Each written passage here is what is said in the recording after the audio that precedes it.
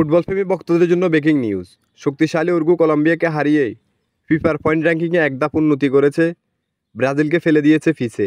বিস্তারিত জানতে ভিডিওটি ধৈর্য সহকারে শেষ পর্যন্ত দেখবেন।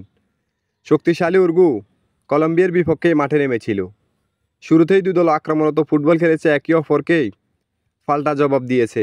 যখন ম্যাচ কলম্বিয়া এবং উরুগুয়ের জন্য এই ম্যাচটা খুবই গুরুত্বপূর্ণ ম্যাচ ছিল। যখন 2-2 গোলে ম্যাচ সমতায়, তখন দু দলেই মরিয়া হয়ে ওঠে এই ম্যাচটা জয়লাভ করার জন্য, যেহেতু এটা ফিফা ওয়ার্ল্ড কাপের পয়েন্ট র্যাঙ্কিংয়ের হিসাব। ঠিক নির্দিষ্ট সময়ের 90 মিনিট শেষেই 13 সেকেন্ডের মাথায় উরুগুয়ে একটি দুর্দান্ত গোল করেন, আর কলম্বিয়া জালে বল ফাটিয়েই ম্যাচটা জয়লাভ করে নেন। এই জয়েই উরুগুয়ের এক ধাপ উন্নতি হয়েছে। ব্রাজিলকে পিছিয়ে ফেলে 11 ম্যাচেই 19 পয়েন্ট নিয়ে এখন উরুগুয়ে অবস্থান করতেছে পয়েন্ট টেবিলের 3 নম্বরে, আর ব্রাজিল 11 ম্যাচে 17 পয়েন্ট নিয়েই পয়েন্ট টেবিলের রয়েছে 4 নম্বরে। যদিও এদিন ভেনেজুয়েলার বিপক্ষে পয়েন্ট ভাগাভাগি করেই উরুগুয়েকে পিছিয়ে ফেলে দিয়েছিল, উরুগুয়ে কলম্বিয়ার বিপক্ষে জয়লাভ করেই ফিফা ওয়ার্ল্ড কাপের র্যাঙ্কিং এক ধাপ এগিয়ে গেল। তবে উরুগুয়ে কলম্বিয়ার বিপক্ষে এই জয়ে ব্রাজিলের জন্য পয়েন্ট টেবিলে 2 নম্বরে যাওয়ার রাস্তাটা সহজ করে দিয়েছে।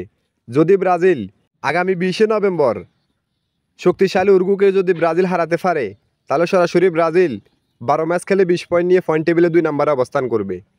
তো সেই পর্যন্ত প্রার্থনা করতে থাকেন যেন উরুগুয়ের বিপক্ষে পূর্ণ 3 পয়েন্ট ছিনিয়ে নিয়ে পয়েন্ট টেবিলে 2 নম্বরে উঠতে পারে ব্রাজিল।